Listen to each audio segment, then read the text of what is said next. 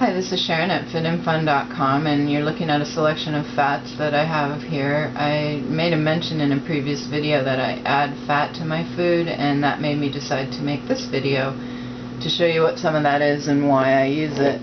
I have coconut oil here.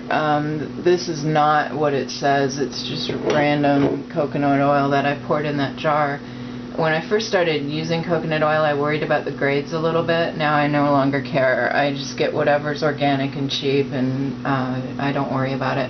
When it comes in higher quality, because when you're buying it by the bucket in large quantities, sometimes you get some really great high quality coconut oil, and sometimes you get like a lesser quality. And depending on which one it is, I either use it more for my skin and hair, or I leave it in the kitchen and cook with it when it's the higher quality. Next to that is some sour cream. And I'm using full fat organic sour cream. I put that on almost any potato dish, because I grew up on wanting, actually there's a whole story about how one day I found out about sour cream and baked potatoes, and I never had heard of that before, that combination. I think I was about 17, and I was at a big family dinner, like a formal type dinner, and the sour cream was put next to me, and I had my baked potato, and somebody said, well, you put that on your baked potato, and I did. And at the first moment that I took a bite of it, and realized how delicious it was, the entire table went into an uproar, because Sharon just ate all the sour cream for the whole table of like 12 people and put it on her one baked potato.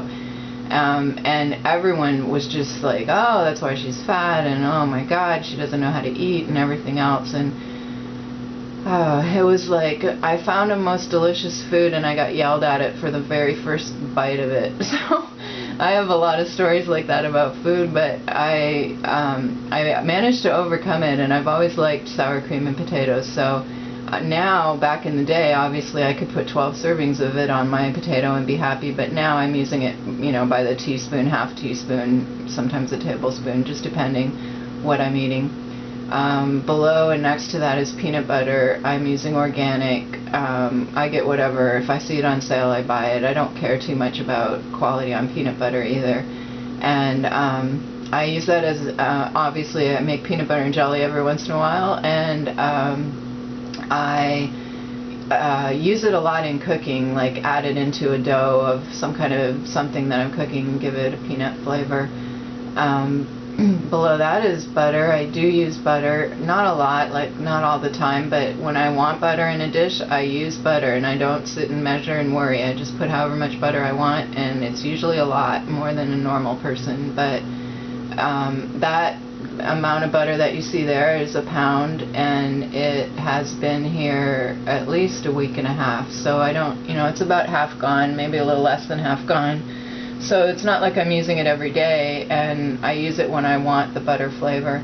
And next to that is some organic Monterey Jack, and I'll use any kind of cheese that's organic that I find at a good price. My oils that I use for cooking is usually virgin olive oil. I also do use the coconut oil for cooking. Hemp oil I use only on cold. I don't cook hemp oil. Apparently you're not supposed to, and I also use hemp seeds, and I don't cook those usually either. Most of the time I use both of those raw. So hemp oil I will use in something like a salad dressing, and that has made a difference. It's delicious, and if you haven't tried hemp oil, try it. I like it. It has a good flavor. It's different. It's not olive oil, and I was kind of sick of olive oil for a while there. And then finally, on the top of the peanut butter, you see a bunch of garlics in oil. And I'm going to make another video and tell you how I make that, and I'll come back on that. But I use that a lot, and this one is almost done. So I'm going to come and do another video in a second.